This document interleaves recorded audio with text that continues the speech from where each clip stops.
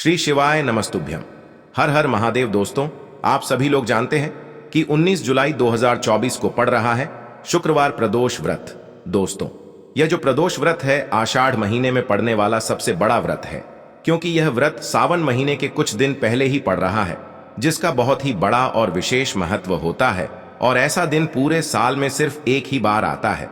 और दोस्तों, आप सभी लोग जानते हो कि शुक्रवार का अगर सबसे बड़ा कोई उपाय है तो वो एक चुटकी काले तिल वाला उपाय है। तो दोस्तों, इस शुक्रवार की प्रदोष तिथि के दिन आप लोगों को इस एक चुटकी काले तिल वाले उपाय को जरूर करना है। बहुत सारे लोग होंगे जिन लोगों ने इस उपाय को न किया हो, मतलब पूरा महीना निकल गया आषाढ़ महीने का, उन्होंने किसी भी दिन इस काले तिल वाले उपाय को न किया हो। पर दोस्तों, आपके पास एक आखिरी मौका बचा हुआ है, जो कि 19 जुलाई के दिन। तो इस दिन आप लोगों को इस वाले उपाय को जरूर कर लेना है, भले ही आपने पूरे महीने भर इस उपाय को न किया हो। पर अगर आपने इस आषाढ़ महीने के शुक्रवार प्रदोष के दिन अगर इस वाले उपाय को कर लिया, तो आपको इस उपाय को करने का वो फल मिलेगा जिसकी आपने कभी कल्पना भी नहीं करी होगी। इसीलिए आप लोग इस वाले उपाय को एक बार जरूर कर लेना, ताकि आप लोगों के हाथ से यह मौका न जा सके और आपको इस उपाय को करने का फल मिल सके। दोस्तों, यह उपाय पंडित जी ने अपनी अभी की ही शिव महापुराण की कथा में बताया है, जिस उपाय को आज हम आपको बहुत अच्छे से समझाने वाले हैं। इस वीडियो को देखने के बाद इस उपाय को समझने के लिए आपको कोई और वीडियो को देखने की जरूरत नहीं पड़ेगी। तो चलिए दोस्तों, उपाय को शुरू करते हैं। देखिए, ये इस आषाढ़ महीने के शुक्रवार के दिन ये इतना खास होता है, इतना महत्वपूर्ण होता है। देखा है कभी कभी बड़े बड़े पूजा पाठ अनुष्ठान से जो मनोकामना पूर्ण नहीं होते, वो आषाढ़ महीने के दिन एक छोटे से उपाय करने से ही आपकी मनोकामना पूर्ण हो जाती है। और बहुत सारे लोगों ने इस उपाय को किया भी है और उनको इस उपाय को करने का फल भी जरूर मिला है। अगर आप लोग भी इस उपाय को करना चाहते हैं तो आप इस उपाय को पहले अच्छे से समझ लेना, सुन लेना, उसके बाद करना। आपको इस उपाय का फल जरूर मिलेगा। और इस उपाय को कर लेने से आपके घर में चाहे किसी भी प्रकार की दुख और समस्या क्यों न चल रही हो, आपको उसका कारण भी नहीं पता है कि भाई यह समस्या किस कारण से चल रही है। उसका कुछ भी कारण हो सकता है, जैसे पितृदोष हो सकता है या किसी भी तरह का मंगल दोष भी हो सकता है। तो इस दिन आप लोगों को यह वाला उपाय कर लेना है। यह एक ऐसा उपाय है जिस उपाय को अगर किसी विशेष दिन पर किया जाए तो भाई उस विशेष दिन का जो है वह तो हमें मिलता ही मिलता है। पर हमने उस दिन पर इस उपाय को किया है तो हमें उससे भी बड़ा फल मिलता है, और फल बहुत जल्दी मिलता है, क्योंकि आप इस उपाय को बहुत ही बड़े और विशेष दिन पर कर रहे हो। तो चलिए अब उपाय के बारे में बात करते हैं। लेकिन उससे पहले आप लोगों को यह जानना आवश्यक है कि आखिर यह उपाय किस समय करना है, किसको करना है और कैसे करना है। तो चलिए हम आगे आपको वीडियो में एक एक करके बता देते हैं। लेकिन उससे पहले अगर आप लोग हमारे चैनल पर नए हैं तो हमारे चैनल को सब्सक्राइब कर लेना और इस वीडियो को लाइक करके कमेंट बॉक्स में श्री शिवाय नमस्तुभ्यम ओम नम शिवाय जरूर टाइप कर देना। तो दोस्तों, इस एक चुटकी काले तिल वाले उपाय को हमें इस शुक्रवार प्रदोष के दिन कैसे करना है, किसको करना है, किस समय करना है और कहां पर करना है, ये सारे सवालों के जवाब आपको इस वीडियो में मिल जाएंगे। और जो ये वीडियो देखेगा भाई, उसको काले तिल के दाने वाला उपाय जरूर करना चाहिए, क्योंकि इस दिन एक काले तिल का भी बहुत ही बड़ा और विशेष महत्व होता है। और जब बात आ जाए 11 काले तिल की, तो ये सोने पे सुहागा वाली बात हो जाती है और ये एक बहुत ही बड़ा उपाय हो जाता है इस शुक्रवार प्रदोष का। तो अब दोस्तों, इस एक चुटकी काले तिल वाले उपाय को आखिर करना किसको है, सबसे पहले हम लोग वो बात जान लेते हैं। तो देखो, घर की जो बड़ी माताएं बहनें होती हैं, उन माताओं बहनों में से कोई भी एक बड़ी माता बहन इस वाले उपाय को कर सकती है। और दोस्तों, अगर आप चाहें तो अपने घर में से सभी सदस्यों को भी इस उपाय को करवा सकते हैं। अगर किसी व्यक्ति की खुद की कोई मनोकामना है, खुद की कोई दुख और परेशानी है जो कि वह अपने लिए ही करना चाहता है इस वाले उपाय को, तो वह खुद अपने लिए भी कर सकता है। बाकी अगर कोई घर में से ऐसा है जो कि अपने पूरे घर परिवार की सुख और शांति के लिए ये वाला उपाय करना चाहता है, तो भाई वह भी कर सकता है। उसमें भी कोई दिक्कत वाली बात नहीं है। कहने का मतलब यह है कि इस उपाय को हर एक सदस्य भी कर सकता है, और पूरे घर परिवार के सदस्य के लिए घर की बड़ी माताओं बहनों में से कोई एक माता बहन भी कर सकती है। माताएं बहनें अगर घर में उपस्थित न हो या वो यह वाला उपाय न कर पा रही हो तो फिर घर का कोई बड़ा सदस्य भी इस एक चुटकी काले तिल वाले उपाय को कर सकता है, चाहे फिर वह पुरुष ही क्यों ना हो, उसमें कोई भी दिक्कत वाली बात नहीं है। अब दोस्तों, इस एक चुटकी काले तिल वाले उपाय को हमें करना कहां पर है? हमें तुलसी के क्यारे के पास में जाकर करना है। बहुत सारे लोग प्रश्न करते हैं, हर एक उपाय को करते समय क्या हम इस उपाय को घर पर या मंदिर में कर सकते हैं? देखो, तो इस वाले उपाय को आप घर ही करोगे तो अच्छा रहेगा। अगर घर पर तुलसी का पौधा नहीं है तो शिव मंदिर में उपाय को करोगे तो भी अच्छा होगा इस वाले उपाय को। उसके बाद में दोस्तों जो अगला प्रश्न निकल कर आता है वो यह आता है इस उपाय को लेकर कि आखिर इस उपाय को हमें किस समय करना है, सुबह के समय करना है कि शाम के समय करना है? तो देखो, इस वाले उपाय को आप लोग सुबह के समय भी कर सकते हो और शाम के समय प्रदोष काल में भी कर सकते हो। अब अगर आप पूछो कि भाई सबसे उत्तम समय कौन सा रहेगा इस एक चुटकी काले तिल वाले उपाय को करने का, तो हम आपसे बस यही कहेंगे कि इस उपाय को आप शाम के समय करेंगे तो ज्यादा बेहतर होगा। बाकी अगर सुबह के समय भी करेंगे तो भी अच्छा होगा, उसमें कोई भी दिक्कत वाली बात नहीं है। तो अब दोस्तों जो अगली सबसे बड़ी और महत्वपूर्ण बात आती है वो यह आती है कि सुबह अगर हम उपाय को करेंगे तो हमें कितने बजे से लेकर कितने बजे तक के बीच में करना है, और शाम के समय प्रदोष काल में करेंगे तो हमें कितने बजे से लेकर कितने बजे के बीच में करना है। तो देखो, सुबह जितनी जल्दी हो सके आप उपाय को करने की कोशिश करना। बाकी अगर किसी कारणवश लेट भी हो जाओ, थोड़ी देर भी हो जाए तो 10 या 11 बजे तक भी आप उपाय कर लेना, पर 12 बजे से ज्यादा देरी ना हो, ठीक है? इस बात का ध्यान रखना। उसके बाद में दोस्तों अगर शाम के समय प्रदोष काल की बात करें, प्रदोष काल का जो समय होता है वो शाम के 6 बजे से शुरू हो जाता है। मतलब शाम के 6 बजे से लेकर 7 बजे के बीच का जो समय होता है यह समय प्रदोष काल का समय होता है। पर अभी जो मौसम चल रहा है इस मौसम में जो है शाम बहुत देरी से होती है, तो आप इस उपाय को 7 या 8 बजे के बीच में भी कर सकते हो। मतलब शाम के 6 बजे से रात 8 बजे के बीच में आप कभी भी इस वाले उपाय को कर सकते हो, उसमें कोई भी दिक्कत वाली बात नहीं है। परंतु शुक्रवार के दिन कोशिश करना कि समय के अंतर्गत ही कर लो। किसी कारणवश ना कर पाओ तो थोड़ा देरी से भी कर सकते हो, आपको उपाय का फल जरूर मिलेगा। तो चलिए बात करते हैं हमारे पहले उपाय की। देखिए, इस उपाय के लिए आपको 2 दीपक लेने होंगे। दोनों ही दीपक आप मिट्टी के भी ले सकते हैं और दोनों ही दीपक आप शुद्ध आटा मढ़कर उनके भी तैयार कर सकते हैं। अब दोस्तों दोनों ही दीपक के अंदर आपको शुद्ध घी का प्रयोग करना होगा और एक दीपक के अंदर आपको गोल रुई की बाती का प्रयोग करना होगा और एक दीपक के अंदर आपको लंबी बाती का प्रयोग करना होगा। लंबी बाती वाले दीपक के अंदर आप मौली वाला जो धागा आता है कलावा का, उसकी बाती का प्रयोग भी आप लंबी बाती वाले दीपक के अंदर कर सकते हैं। देखिए, 2 दीपक वाला ये चमत्कारी उपाय केवल शुक्रवार की रात्रि में ही किया जाता है, इसीलिए आपको इस उपाय को बहुत ही ध्यान से समझना। इसी के साथ में आपको एक चुटकी काले तिल के दाने लेना है और इसी के साथ में आपको मात्र एक चुटकी हल्दी भी लेनी होगी। अब दोस्तों ये सभी सामग्री लेकर के आपको रात्रि के समय पहुंच जाना है अपने घर में, जहां कहीं भी तुलसी जी का पौधा, तुलसी माता का निवास स्थान है, वहां पर देखिए दोस्तों, सबसे पहले तो आपके पास जो एक गोल बाती का दीपक, उसे आपको तुलसी जी के वहां पर प्रज्वलित करना है। दीपक को प्रज्वलित करते समय आपको ओम नमो भगवते वासुदेवाय इस मंत्र का 11 बार जाप कर लेना है।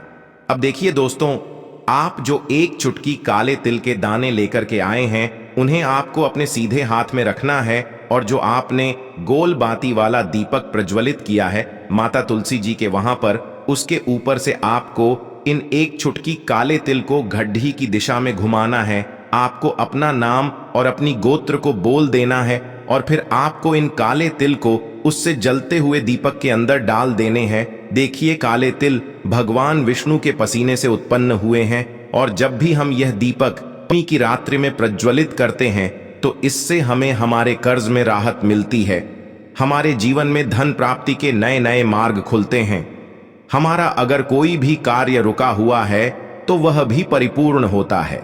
देखिए, गोल बाती का जो दीपक है विशेषकर हम माता तुलसी के वहां पर भगवान विष्णु और माता लक्ष्मी के निमित्त प्रज्वलित कर रहे हैं। इस प्रकार से आपको ये दीपक प्रज्वलित कर देना है। अब जो आपके पास लंबी बाती का दीपक है, एक छुटकी हल्दी है, तो इससे आपको लेकर के पहुंचना है अपने घर के मंदिर में। आपके घर के मंदिर में माता लक्ष्मी की जो भी प्रतिमा ही मूर्ति है, उनके सामने सबसे पहले तो आपको ये लंबी बाती का दीपक रखना है। फिर आपको दीपक को प्रज्वलित कर देना है। दीपक को प्रज्वलित करते समय आपको ओम महालक्ष्मी नमः इस मंत्र का जाप करते रहना है। अब दोस्तों, आपके पास जो एक छुटकी हल्दी है, उसे आपको अपने सीधे हाथ में रखना है और इस एक छुटकी हल्दी को आपको उस दीपक के ऊपर से 11 बार घड्डी की दिशा में घुमाना है और आपको ओम महालक्ष्मी नमः मंत्र का जाप करते रहना है और इस एक छुटकी हल्दी को आपको उसे दीपक के अंदर डाल देना है। देखिए, एक चुटकी हल्दी वाला जो दीपक है आपके जीवन से दुर्भाग्य को समाप्त करता है, माता लक्ष्मी की आपको कृपा प्राप्त करवाएगा, धन प्राप्ति के आपके जीवन में नए नए मार्ग बनाएगा। देखो, अगला उपाय है वो भी बहुत ज्यादा खास है। तीनों उपाय को आप जरूर सुनना, क्योंकि जो आपको अच्छा लगे वो उपाय आप कर सकते हैं। देखिए, इस उपाय के लिए आपको 2 हरी इलायची लेनी होगी। हरी इलायची आपको साबुत लेनी है, खंडित नहीं होनी चाहिए। और इसी के साथ में आपको मात्र थोड़ा शहद लेना है। शहद आपको मात्र आधा चम्मच या फिर उससे भी कम ले लेना है। और इसी के साथ में आपको एक दीपक ले लेना है। दीपक आप चाहे तो मिट्टी का भी ले सकते हैं और आप चाहे तो शुद्ध आटा मढ़कर उसका दीपक भी आप तैयार कर सकते हैं। इस दीपक के अंदर आपको मौली का जो धागा आता है, कलावा का, उसकी बाती का प्रयोग करना होगा। यानी कि इस दीपक के अंदर आपको लाल रंग की बाती का प्रयोग करना होगा और इस दीपक के अंदर आपको शुद्ध घी का प्रयोग करना होगा। अब ये सारी सामग्री लेकर के आपको अपने घर में जो भी मंदिर है वहां पर पहुंच जाना है और आपको माता लक्ष्मी के किसी भी स्वरूप के सामने बैठ जाना है। अगर माता लक्ष्मी की फोटो है, माता लक्ष्मी की प्रतिमा है, तो उनके सामने आपको बैठ जाना है। अगर माता पार्वती की प्रतिमा है तो उनके सामने आपको बैठ जाना है। यानी कि किसी भी माता के स्वरूप के सामने आपको बैठ जाना है। अब देखिए, सबसे पहले तो आपको माता रानी के सामने थोड़ी सी चावल की ढेरी बना देनी है। यानी कि थोड़ी सी अक्षत के दाने आपको माता रानी के सामने रखना है। उसके बाद आप जो एक दीपक लेकर के गए हैं, उस दीपक को आपको उन्हीं चावल के दानों के ऊपर रख देना है और फिर इस दीपक को आपको माता रानी के सामने प्रज्वलित कर देना है। देखें, इस दीपक को प्रज्वलित करते समय आपको ओम महालक्ष्मी नमः इस मंत्र का लगातार जाप करते रहना है। दीपक को प्रज्वलित करने के बाद आप जो 2 हरी इलायची लेकर के गए हैं, उसमें से एक हरी इलायची को तो आपको उसी दीपक के अंदर डाल देनी है और वहीं पर आपको कम से कम 21 बार ओम महालक्ष्मी नमः इस मंत्र का जाप कर लेना है। अब आपके पास जो शहद है और एक हरी इलायची है, उसे सीधे आपको लेकर के पहुंच जाना है। भगवान शिव के मंदिर में पूज्य गुरु जी ने बताया है कि यह उपाय आपको सिर्फ और सिर्फ शाम के समय ही करना होगा। शाम को जब भी सूर्यास्त का समय होता है, तो उस समय आपको यह उपाय करना है। लेकिन सबसे पहले तो आपके पास जो एक हरी इलायची है, उसे आपको उस शहद के अंदर अच्छे से डुबो देना है। यानी कि शहद का लेपन उसे हरी इलायची के ऊपर चारों तरफ आपको कर देना है। अब यह जो शहद से युक्त हरी इलायची है, इससे आपको भगवान शिव के शिवलिंग पर अर्पित कर देनी है और आपको वो श्री शिवाय नमस्तुभ्यम इस मंत्र का लगातार जाप करते रहना है। फिर इसके बाद आपको एक लोटा जल भी अपने साथ लेकर के जाना। तो यह एक लोटा जल भी आपको धीरे धीरे शिवलिंग पर समर्पित कर देना है और आपको श्री शिवाय नमस्तुभ्यम इस मंत्र का जाप करते रहना है। फिर इसके बाद आपको अपने घर आ जाना है। इस प्रकार से आपको ये उपाय कर लेना है। तो चलिए दोस्तों, जान लेते हैं गुरुजी द्वारा बताए गए दूसरे उपाय के बारे में। देखिए, इस उपाय के लिए आपको लेना है 11 चावल के दाने। गुरुजी ने कहा है चावल के दाने खंडित नहीं लेने हैं, बिल्कुल साबुत होने चाहिए। उसके साथ में आपको लेना है एक बेलपत्र। बेलपत्र का भी एक नियम है, अगर आपके पास बेलपत्र नहीं है तो आप शिवलिंग से उठाकर उसको पुनः शुद्ध जल से धोकर इस्तेमाल कर सकते हैं। इस प्रकार आपको बेलपत्र लेना है। इसके बाद आपको एक लोटा जल लेना है। अब ये सब सामग्री लेकर आपको जाना है महादेव के मंदिर में। देखो, अब आपको उत्तर साइड में खड़े हो जाना है और सबसे पहले आपको एक बेलपत्र अपने हाथ पर और 11 चावल दाने रखकर शिवलिंग के ऊपर अपना नाम और गोत्र बोलते हुए समर्पित कर देना है और ओम नमः शिवाय श्री शिवाय नमस्तुभ्यं का लगातार जाप करना है। अब आपको जो एक लोटा जल साथ में लेकर आए थे उसे धीरे धीरे बेलपत्र और चावल दाने के ठीक ऊपर आपको समर्पित करते जाना है और शिव पुराण के मूल मंत्र श्री शिवाय नमस्तुभ्यं का 11 बार जाप करना है और अपनी मनोकामना बोलते जाना है। देखो, बस छोटा सा उपाय करना है, देखना एक दिन आपके सब काम बनने लग जाएंगे। गुरुजी का बहुत ही विशेष उपाय है। चलते हैं तीसरे उपाय की तरफ। देखिए, इस उपाय के लिए आपको एक तांबे के पात्र के अंदर सबसे पहले अपने घर से शुद्ध जल लेना है। फिर इसी के साथ में आपको मात्र थोड़ा सा शहद लेना होगा। शहद आपको आधा चम्मच या फिर उससे भी कम लेना है और इसी के साथ मैं आपको एक प्यारी सी बेलपत्र ले लेनी है। बेलपत्र यदि आपको नहीं मिल पाती है तो भगवान शिव के शिवलिंग पर चढ़ी हुई बेलपत्रों को आप पुण्य शुद्ध जल से धोकर के उपयोग कर सकते हैं और बेलपत्र जो है वह कहीं से भी कटी फटी खंडित नहीं होनी चाहिए। अब ये तीनों सामग्री लेकर के सीधे आपको पहुंच जाना होगा भगवान शिव के मंदिर में। ये उपाय सुबह से लेकर के शाम तक किसी भी समय कर सकते हैं। देखिए, सबसे पहले तो आपके पास जो शहद है उससे आपको अपने सीधे हाथ की चींटी उंगली के जो पास वाली उंगली होती है अनामिका उंगली, उसमें थोड़ा सा शहद आपको लेना है और इससे फिर आपको शिवलिंग पर जहां माता सुंदरी का स्थान होता है वहां पर आपको ओम का निर्माण करना है। लेकिन जलाधारी के बिल्कुल बीच में जो स्थान होता है उससे माता अशोक सुंदरी का स्थान कहते हैं और इसी स्थान पर आपको शहद से ओम का निर्माण करना है। अब दोस्तों, आपके पास जो एक बेलपत्र है उससे आपको अपने सीधे हाथ की हथेली पर रखना है और महादेव से आपको अपनी वह विशेष मनोकामना, आपके जीवन में जो भी संकट चल रहे हैं, जो भी समस्याएं चल रही हैं, जो भी जीवन में दुर्भाग्य बना हुआ है, आप अपने किसी भी कार्य में सफल नहीं हो पा रहे हैं, तो जिस भी प्रकार की आपकी समस्या है उसे दूर करने के लिए आपको महादेव से प्रार्थना कर लेनी है और फिर यह जो एक बेलपत्र है इससे आपको शिवलिंग पर माता अशोक सुंदरी वाले स्थान पर समर्पित कर देनी है। देखिए, जहां पर आपने ओम का निर्माण किया है उसी के ऊपर आपको ये बेलपत्र भी समर्पित कर देनी है। देखिए, बेलपत्र की चिकनी साइड का हिस्सा शिवलिंग से स्पर्श होगा और इसकी जो डंडी है वो आपको जलाधारी की ओर रखनी है। पत्ती वाला भाग शिवलिंग की तरफ रहेगा। इसी प्रकार से आपको यह बेलपत्र समर्पित कर देनी है। अब दोस्तों, आपके पास जो एक जल का पात्र है उसमें से थोड़ा सा जल तो आपको बेलपत्र की जो आगे वाली पत्ती है उस पर आपको समर्पित करना है और आपको श्री शिवाय नमस्तुभ्यं इस मंत्र का जाप कर लेना है। फिर उस पात्र के अंदर जो जल बचेगा उसे पूरा आपको भगवान शिव के शिवलिंग पर धीरे धीरे समर्पित करते जाना है और लगातार आपको शिव महापुराण के मूल मंत्र श्री शिवाय नमस्तुभ्यं इस मंत्र का जाप करते रहना है। गुरुजी ने कहा है कि जल आपको इतने धीरे धीरे समर्पित करना है कि जल समर्पित करते हुए आप कम से कम 11 बार श्री शिवाय नमस्तुभ्यं या फिर ओम नमः शिवाय इस मंत्र का जाप कर सके। फिर इसके बाद वापस आपको अपने घर आ जाना है। इस प्रकार से आपको ये उपाय कर लेना है। आप देखेंगे कि आपकी सभी मनोकामनाएं अवश्य ही पूरी होंगी। ये उपाय आपको अवश्य करने हैं। इस वीडियो में हमने आपको 3 से 4 महा उपाय आपको बताए हैं जो आपको शुक्रवार के दिन करने हैं। अगर आपके मन में उपाय से जुड़ा कोई भी सवाल है तो हमें कमेंट बॉक्स में पूछ सकते हैं। उपाय करते समय कोई भी गलती नहीं करनी है। अगर आपको हमारी वीडियो पसंद आए तो हमारे इस चैनल को सब्सक्राइब जरूर करें।